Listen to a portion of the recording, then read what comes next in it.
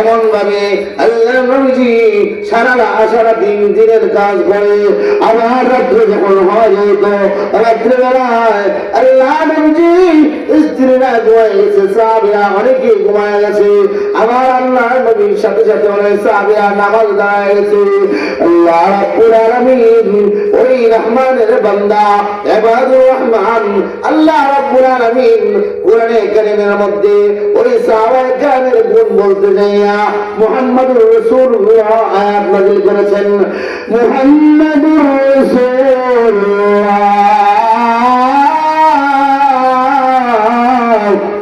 والذين معه أشداء على الكفار رحماء بينهم تراهم ركعا سجدا আল্লাহ রাব্বুল আলামিন ওই জায়গার মধ্যে বলেন মুহাম্মাদুর রাসূলুল্লাহ ওয়াল্লাযীনা মাআহু আশিদ্দাউ আলাল কুফফার রুহামাউ বাইনাহুম। মুহাম্মদ সাল্লাল্লাহু আলাইহি সাল্লাম এবং ওনার সাথে যে সমস্ত সাহাবারা ছিল তাদের গুণ হলো আশিদ্দাউ আলাল কুফফার, কাফেরদের ব্যাপারে কঠোর, কোন কাফেরদের ব্যাপারে ছাড় নাই। কথা কোন ঠিক না বেশি? যাদের ময়দানে আসলে বাবা আসুক সমস্যা নাই, ভাই আসুক সমস্যা নাই। বদর প্রান্তরে ঘটনা আপনারা শুনেছেন, ভাই ভাই যুদ্ধ, বাবার ছেলের মধ্যে যুদ্ধ, মামা বাগদার মধ্যে যুদ্ধ, ছেলে আর বাবার মধ্যে যুদ্ধ। কারণ মক্কা থেকে মদিনার সাহাবায়ে কেরাম যারা হিজরত করে আসছে, মক্কার লোকেরা বদর প্রান্তরে উহুদ প্রান্তরে ইসা যুদ্ধের গোড়ার মধ্যে আসছে বাবার সাথে জিহাদ করার জন্য, ভাই ভাইয়ের সাথে জিহাদ করার জন্য। কিন্তু আল্লাহ নবীর সাহাবীরা আশিদ্দাউ আলাল কুফফার রুহামাউ বাইনাহুম, তারা পরস্পর বন্ধুত্ব সাহাবীর মধ্যে, কিন্তু কাফেরদের ব্যাপারে এক চুল পরিমাণ কোন ছাড় নাই। কথা কোন ঠিক না বেশি?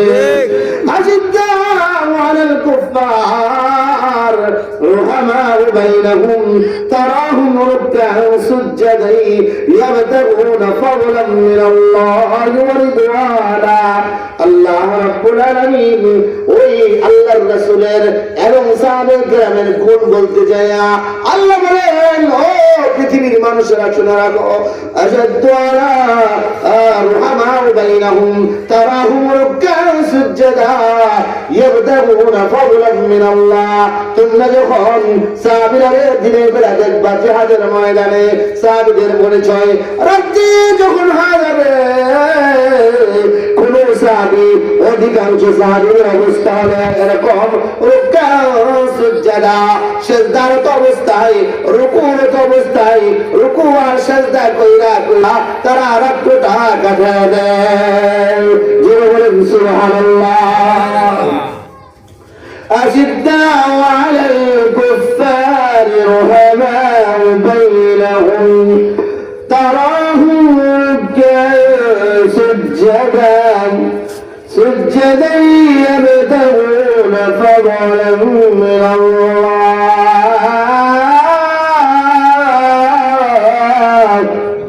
ورضوانا। আল্লাহ বলেন তারাহুম রুকআন সুজদান ইয়াবতাগুনা ফাদলান মিনাল্লাহ। আপনি যখন রাত্রিবেলা মসজিদে নববীতে যাইবেন, মসজিদে কুবাতে যাইবেন, ওই মসজিদগুলোতে ওই সময় সাহাবীদের গুণ আল্লাহ বলতেছেন, তারাহুম রুকআন সুজদা, ওই তো কাউকে পাইবেন রুকু অবস্থায় অথবা কাউকে পাইবেন সিজদারত অবস্থায়। এমন সাহাবী, এমন আল্লাহর বান্দা ছিল, সারা রাত সিজদায় পড়ে কাটাই দিয়েছে, সারা রাত রুকু অবস্থায় কাটাইছে, সারা রাত ইবাদত করে কাটাইছে। সুবহানাল্লাহ। দিনের বেলা কি করতো কি জিহাদ, আর রাতের বেলা ইবাদত। সুবহানাল্লাহ বলে সুবহানাল্লাহ। তারাহুম রুকআন সুজদান ইয়াবতাগুনা ফাদলান মিনাল্লাহ। তাদেরকে রূপ অবস্থায় সিজদারত অবস্থায় যাবেন কেন? ইয়াবতাগুনা ফাদলান মিনাল্লাহ, তারা চেয়ে আল্লাহর করুণা। কার করুণা জোরে বলেন? তাহলে রহমানের বান্দা যদি আপনি হতে চান, সাহাবীদের ওয়ালা ইমান যদি আপনি আমারও থাকে, তাহলে আমাদেরও এই গুণ হবে। রাত্রে কিয়দাংশ সময়, বেশি সময় না করি, কমপক্ষে কিছু একটা সময় যেন রাত্রে এবাদতে কাটাই। কথা বল ঠিক না?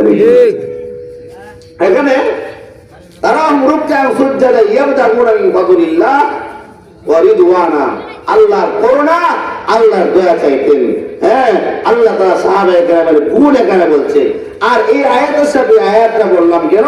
আল্লাহ এই আয়াতে বলতেছে ওয়াল্লাযিনা ইয়াবিদুনা লিরাব্বিহিম সুজদা ওয়া কিয়ামা, যারা নাকি রহমানের বান্দার 2 নম্বর গুণ হলো যারা নাকি ইয়াবিদুনা লিরাব্বিহিম সুজদা ওয়া কিয়ামা, রাত্রে বেলা দাঁড়ানোত অবস্থায়, সেজদারত অবস্থায় কাটায়া দেয়, তারাই হলো রহমানের বান্দা। সুবহানাল্লাহ, সুবহানাল্লাহ। তাহলে যদি আপনি আমিও রহমানের বান্দা হতে চাই, তাহলে রাত্রেবেলা কি শুধু ঘুমায় থাকবো নাকি আরো কোনো কাজ আছে? কথা বল না কেন, আরো কোনো কাজ আছে কিনা? আল্লাহ নবী বিশ্ব নবী রাহমাতুল লিল আলামিন কেমন ইবাদত করছেন। আমার আল্লাহ নবী রাত্রেবেলা দাঁড়ায় ইবাদত করতে করতে পা মোবারক ফুলে যেত। সুবহানাল্লাহ, জোরে সুবহানাল্লাহ। বলেন তো দেখি, একজন মানুষ কতক্ষণ দাঁড়ায় থাকলে তার পা ফুলে যায়? সুবহানাল্লাহ। আল্লাহ রাব্বুল আলামিন আয়াত নাযিল করে আল্লাহ রাব্বুল আলামিন বলতেছেন, ও নবী মুহাম্মদ, ইয়া আইয়ুহাল মুযাম্মিল কুমিল লাইলা ইল্লা কালিলা নিসফাহু ওয়া ইনকুস মিনহু কালিলা আও জিদ আলাইহি ওয়া রাত্তিলিল কুরআন তামদীলা।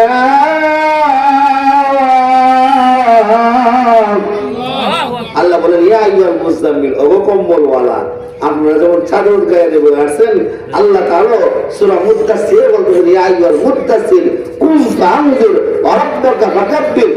এখানে চাদরওয়ালা বলেছেন, আর সূরা মুযাম্মিলের মধ্যে কম্বলওয়ালা বলেছেন। তার মানে আল্লাহ নবীজি কম্বল গায়ের অবস্থায় কি করতেছিলেন? নামাজ পড়তেছিলেন। এই অবস্থায় আল্লাহ বলেছে, ইয়া আইয়ুহাল মুযাম্মিল, মুযাম্মিল নবীজির একটা উপাধি হয়ে গেছে, ওগো কম্বলওয়ালা। সুবহানাল্লাহ, জোরে বলেন। ইয়া আইয়ুহাল মুযাম্মিল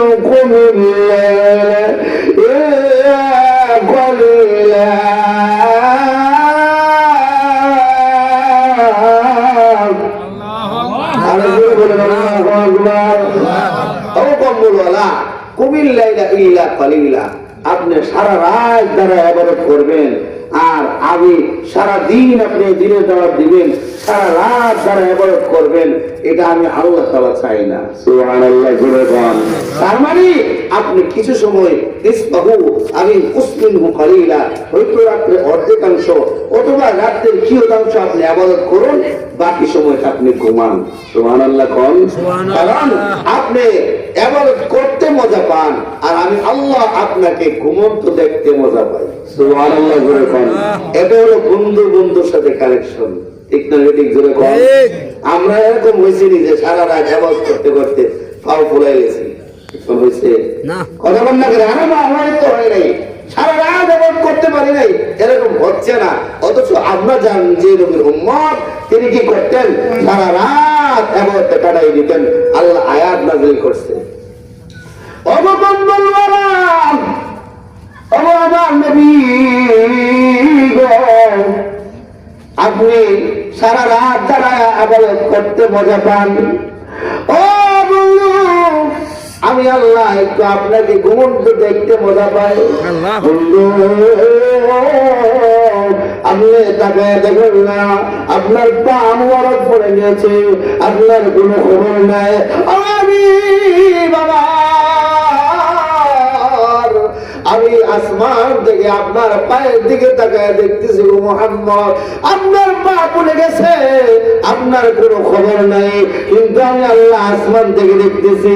আমি আপনি সারাদিন দিনে দাওয়াত দিবেন, রাত্রে বেলাও দিনে দাওয়াত দিবেন, আর বাকি সময়টা একটু আপনি মানুষ হিসেবে ঘুমানোর দরকার আছে না নাই?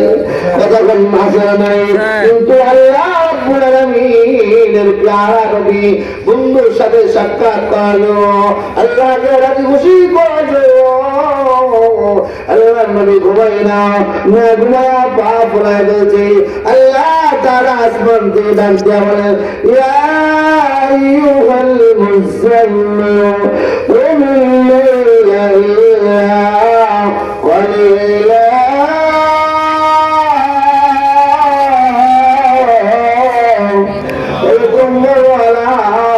আপনি আপনি দাঁড়ায় নামাজ পড়বেন, অসুবিধা নাই, তবে ইল্লা কলিলা কমিল্লে ইল্লা কলিলা রাতের কি অংশ আপনি নামাজ পড়ুন। আল্লাহ তাআলা তার ব্যাখ্যা করে দিচ্ছেন, ইসমাহু আমিল কুসুহু কলিলা আও জিদ আলাইহি ওয়ারাত্তিল কুরআন তারতিলা।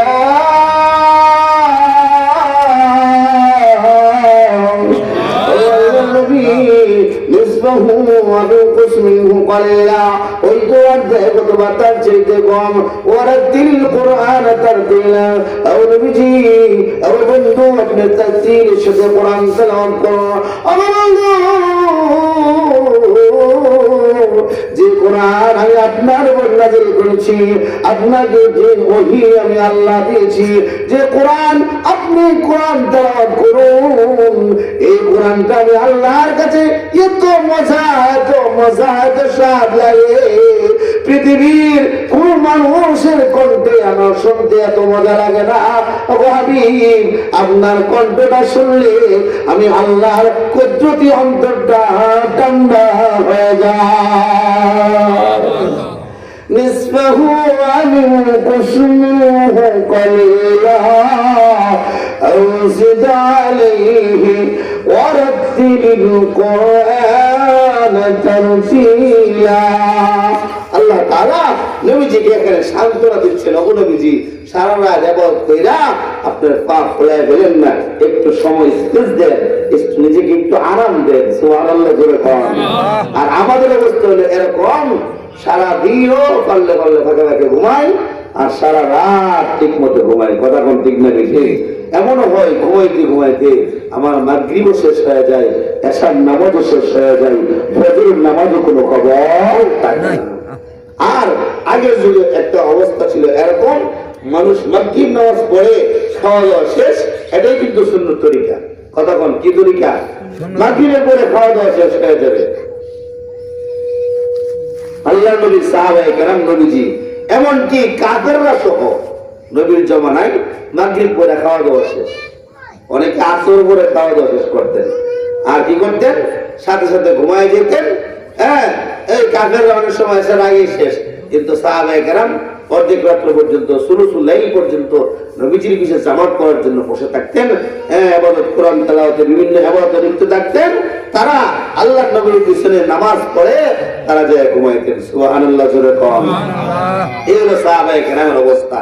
তো আল্লাহ তাআলা এখানে বলছে, ওয়াল্লাযীনা ইয়াবিতুনা লিরাব্বিহিম সুজদান ওয়া কিয়ামা, যারা রাতে সারা রাত, এখানে আয়াতের দ্বারা বোঝা যায় সারা রাত কি করতে হবে? সিজদারত অবস্থায়, কিয়ামত অবস্থায়, মানে দাঁড়ানো অবস্থায় রুকু, এটাও দাঁড়ানোর অন্তর্ভুক্ত। দাঁড়ানো অবস্থায় কিরাত পড়া, সিজদাতে যাওয়া, এটাও একই অবস্থা। সিজদাতে একটা হলো সুজদান, কিয়ামত দাঁড়ানো অবস্থায়, রুকু অবস্থায়, দুটোর মধ্যে আসে। তাহলে তো আয়াতের ডাইরেক্ট করতে বোঝা যায় কি করতে হবে? সারা রাত তারা ইবাদত করতে হবে। কথা বলেন তো দেখি, সারা রাত ইবাদত করাটা আমাদের পক্ষে সম্ভব না অসম্ভব? কথা বল না করে প্রত্যেক দিন সারা রাত ইবাদত করতে পারবেন? এখানে আল্লাহর নবীজি তাফসীর কিতাবের মধ্যে লিখেছেন, এখানে কিছু সুযোগ আল্লাহ নবী করে দিয়েছেন। সুবহানাল্লাহ জোরে বলেন। হযরত ইবনে আব্বাস রাদিয়াল্লাহু তাআলা আনহু বলেন যে কোন ব্যক্তি যদি এশার নামাজ পড়ার পরে কি করে? এশার নামাজ পড়ার পরে 2-4 রাকাত তাহাজ্জুদের নিয়তে নামাজ পড়ে নেয়, আল্লাহ তাআলা তাকে তাহাজ্জুদ নামাজ পড়ার যে সওয়াব সে আমলনামায় তাকে দান করবে। সুবহানাল্লাহ। এটা হলো একটা সূরত। এশার নামাজের পরে আপনি ঘরে অথবা মসজিদে হোক, কমপক্ষে 2 থেকে 4 রাকাত নামাজ আপনি পড়ে নেন তাহাজ্জুদের সময়, পড়লে যে সওয়াব আপনার আমলনামা হইতো, এই সওয়াব আপনার আমলনামায় দান করবে। সুবহানাল্লাহ। 1 2 নম্বরে হলো দুই নম্বর হলো আসল যে সময়টা আপনি সুলুসুল লাইলের পরে শেষ রাত্রে ওইটা আল্লাহর দরবারে কিছু 2 রাকাত 4 রাকাত নামাজ পড়া কান্নাকাটি করুন। এটা এমন একটা সময়, আর এটা এমন একটা তাহাজ্জুদ, এমন একটা নামাজ যে নামাজের পুরস্কার আল্লাহ তাআলা জান্নাত ছাড়া দিতেই পারে না। সুবহানাল্লাহ। এমন এক নামাজ যে নামাজ পড়ে যে আল্লাহর কাছে যেটা চাইবে আল্লাহ সেটাই তাকে দান করে। হুজুর এটার একটা প্রমাণ আপনি দেন।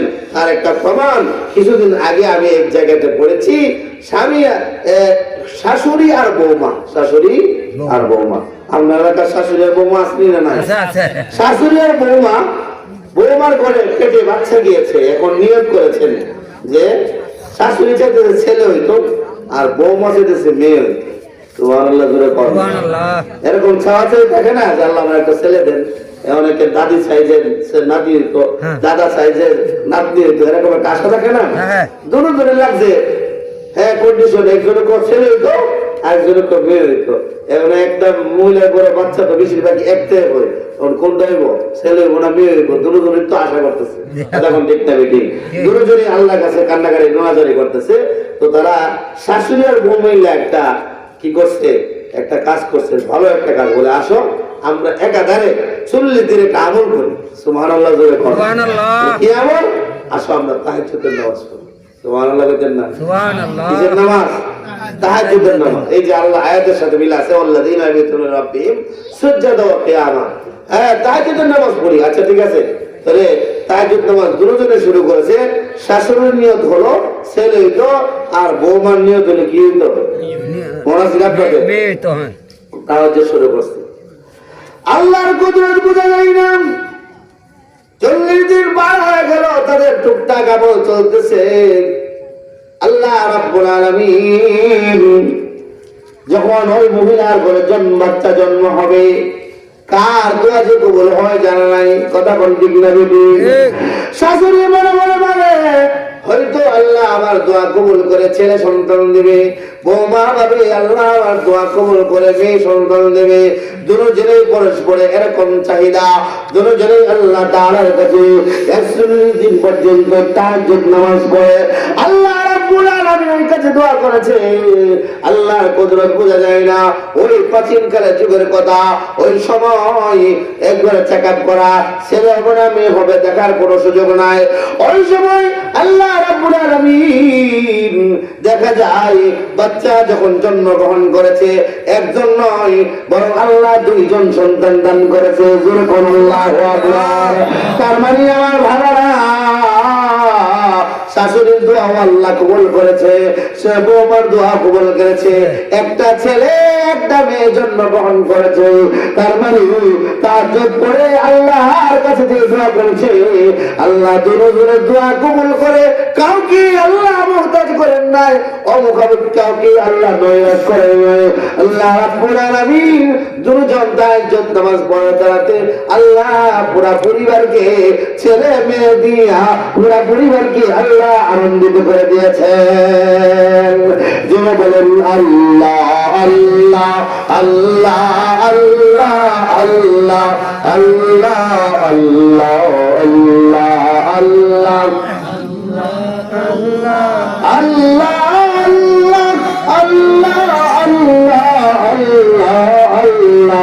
আল্লাহ আল্লাহ আল্লাহ